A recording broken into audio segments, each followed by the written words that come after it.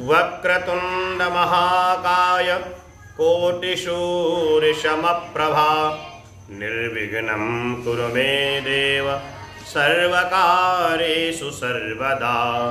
कृष्णाय वासुदेवाय हरये परमात्मने प्रणतक्लेशनाशाय गोविन्दाय नमो नमः। अच्चतुर्वदनो ब्रह्मा दिवाहुरपरो हरिः अभाललोचनो शम्भो भगवान् वादरायणः। चैतन्यं शाश्वतं शान्तं व्योमातीतं निरञ्जनं नादबिन्दुकलातीतं तस्मै श्रीगुरवे नमः। श्रीगुरुचरणकमलेभ्यो नमः। नमो नमः। नमस्कारः। आइए आज पुनः प्रवेश करते हैं श्रीमद् भगवद गीता चतुर्थ अध्याय में। कल की कक्षा में हम लोगों ने श्रीमद् भगवद गीता 30 से 35 श्लोक तक का वाचन हम लोगों ने किया था चतुर्थ अध्याय में। तो आज हम लोग प्रवेश करेंगे 36वें श्लोक से लेकर के, और आज अध्याय भी विश्राम हो जाएगा, इसलिए अध्याय भी पूर्ण करेंगे। तो आइए प्रवेश करें 36वें श्लोक से लेकर के 42 श्लोक तक। बहुत अच्छा श्लोक आया है प्रथम में। अपि चेदसि पापेभ्यः सर्वेभ्यः पापकृत्तमः सर्वज्ञानप्लवेनैव व्रजिनं सन्तरिष्यसि यथैधांसि समिद्धोऽग्निर्भस्मसात् कुरुतेऽर्जुन ज्ञानाग्निः सर्वकर्माणि भस्मसात् कुरुते तथा। नहि ज्ञानेन सदृशं पवित्रमिह विद्यते तत्स्वयं योगसंसिद्धिः कालेनात्मनि विन्दति। श्रद्धावान् लभते ज्ञानं तत्परः संयतेन्द्रियः ज्ञानं लब्ध्वा परां शान्ति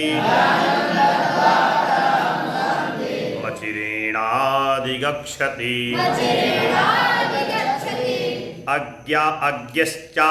अज्ञश्च श्रद्धधानश्च संशयात्मा विनश्यति नायं लोकोऽस्ति न परो न सुखं संशयात्मनः। योगसन्न्यस्तकर्माणं ज्ञानसक्षिन्न संशयम् आत्मवन्तं न कर्माणि विभक्ति धनञ्जयः। तस्मादज्ञानसम्भूतं हृस्थं ज्ञानासिनात्मनः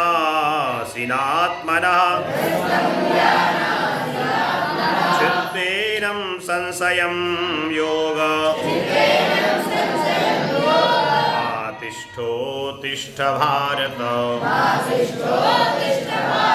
आतिष्ठोत्तिष्ठ भारत। ओम तत्सदिति श्रीमद्भगवत गीता सूपनिषत्सु ब्रह्म विद्यायां योगशास्त्रे श्रीकृष्णार्जुन संवादे ज्ञान कर्म संन्यास योगो नाम चतुर्थसोपान। श्री परमात्मने नमः। तो आज हम लोगों ने चतुर्थ अध्याय को विश्राम दिया। 36 श्लोक से लेकर के 42 श्लोक तक का वाचन हम लोगों ने किया। ये वाचन प्रकरण विश्व संस्कृत दिवस के उपलक्ष्य में जो चल रहा है ये चलता रहेगा अनवरत, आप लोग बराबर जुड़े रहिएगा।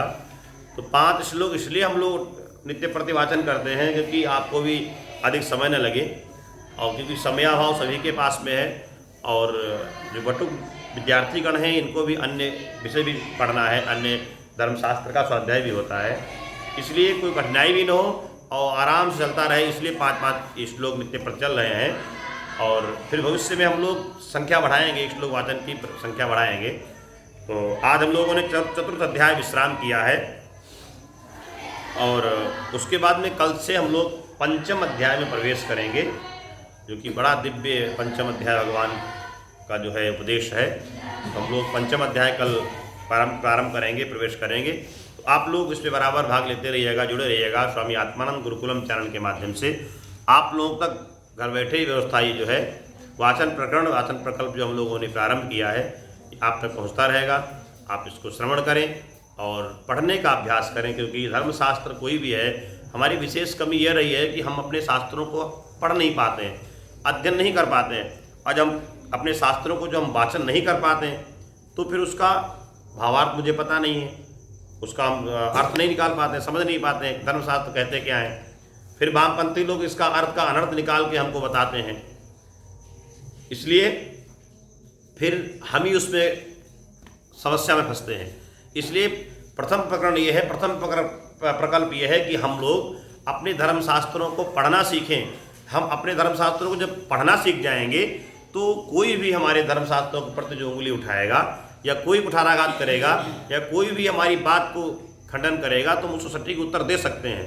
इसलिए हम अपने धर्म को, अपने कर्म को, अपने शास्त्रों का संरक्षण, संवर्धन और इसके विषय में बराबर विचार करते रहें और अध्ययन करते रहें, वाचन करते रहें। इसी में हमारी आपकी भलाई है, क्योंकि हम दूसरे के दोष नहीं देखते, प्रयास ये करते हैं। हिंदू का मतलब है कि हम दूसरे के दोषों को नष्ट करते रहें। हियते दोषान, जो दूसरे के दोष हैं उसको भी नष्ट करने की क्षमता जो है हमारे धर्मशास्त्रों में है। बाकी अपने अपने कार्य को सिद्ध करने के लिए सबके पास सब कुछ है, लेकिन जो अपने धर्मशास्त्र हैं, हमारे धर्मशास्त्र हैं, भगवत गीता है, श्रीमद् भागवत महापुराण है, श्री रामचरितमानस है। देखिए अभी कलिकाल में ही बाबा गोस्वामी तुलसीदास जी ने एक ग्रंथ लिखा, इसका नाम है श्री रामचरितमानस। कितना दिव्य ग्रंथ हो गया, धर्मशास्त्र बन गया, हर घर में पूजा होने लगी, लोग उसका पाठ कराने लगे। बस ये है कि हमारे धर्मशास्त्र में एक एक शब्द, और जो संत होते हैं, महापुरुष होते हैं, वो एक विषय की बात नहीं करते, एक व्यक्ति की बात नहीं करते, एक समझ लीजिए एक वर्ग की बात नहीं करते या एक लोक की बात नहीं करते। यहाँ तो सार्वभौम बात होती है और भगवत में चर्चा होती है। इसलिए जो धर्मशास्त्र कहते हैं कि किसी व्यक्ति विशेष के लिए नहीं, ब्राह्मण के नहीं, क्षत्रिय के लिए, अपितु तो किसी वर्ग के लिए, सर्व मानव जाति के लिए है। तो आप लोग इसका वाचन करें और अभ्यास करें और फिर हृदयंगम करने का प्रयास करें, और इसी में आपकी भलाई है। अस्तु। नमो नमः। नमस्कार।